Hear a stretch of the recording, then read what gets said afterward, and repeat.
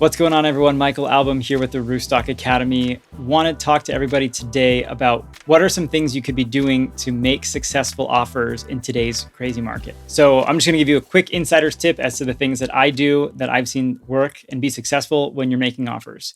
Anytime I make an offer, I tend to make 3 separate offers. Sometimes my agents say that's a little untraditional, it's a little unorthodox, but it's something that has worked for me in the past and might be helpful for you too. So the very first offer that I make is an all cash offer. And this is tending to be the lowest purchase price on the offer that I'm making. And you have to be in a position to make that offer, of course, because then you don't want to make all cash offers without having the cash to back it up. But if you have the cash to take down the property, making an all cash offer is the first way to go. The second offer that I make is going to be a traditional financed offer, 20% down or 25% down with the rest of the money coming from a bank. So with a 75% LTV mortgage or an 80% LTV mortgage, whatever it is that your lender will give to you. But that's going to be the second offer. And the third offer is going to be a seller financed offer. And if you're not familiar with seller financing, we're not going to get into it too deeply in this video. Definitely go watch some of the other videos out there and learn about what seller financing is. But essentially, it's where the seller plays the bank. You're going to pay the seller some kind of down payment or deposit, and then they're going to carry the note for you or carry the mortgage and the interest on that mortgage. And so you're going to pay the seller a principal and interest payment, or maybe an interest only payment, but you're paying the seller a mortgage essentially.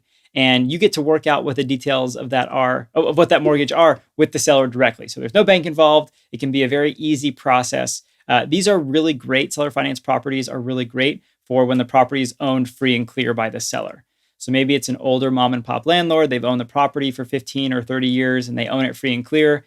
Seller financing is a really great tool and tactic to use here. And so that's the 3 types of offers that I'm making on properties, because me personally, I want to give someone the choice. I want to give the seller the choice of which of my 3 offers they want to take, as opposed to the yes or no decision that people are forced to make if you only give them one offer. It shows that, hey, maybe you're thinking a little creatively, and it shows that you're really interested in the property.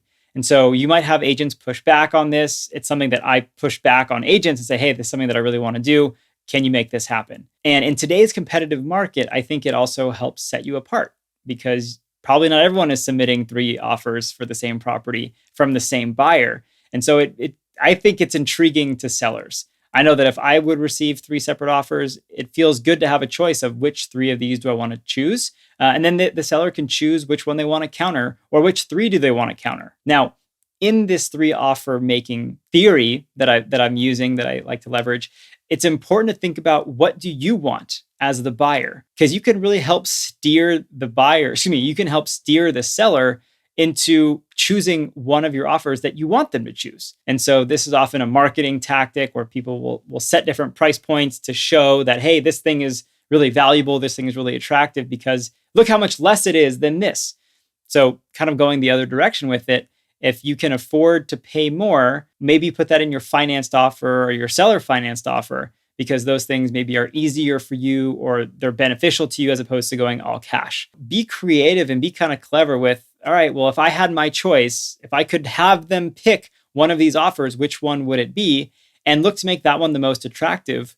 Or conversely, make the others not as attractive, which will in then tandem make that offer more attractive. But there's a little bit of risk involved with that, because you've only usually got one shot at this. A lot of these properties end up going into bidding wars, and so you have to put your best foot forward. And so while it is definitely a seller's market, we're recording this mid-April of 2022, you want to be careful to not either overplay your hand, but also not to underplay your hand.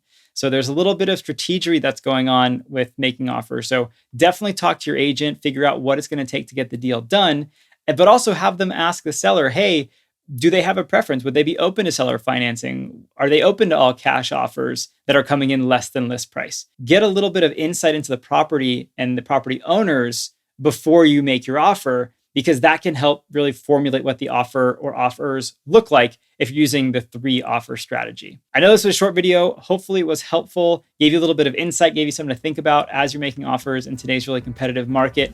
If you like these videos and you'd like to see more of them, definitely hit that subscribe button. Give us a like and let us know if there's any other content that you'd like to see. As always, thanks so much for watching. We look forward to seeing you in the next one. Happy investing.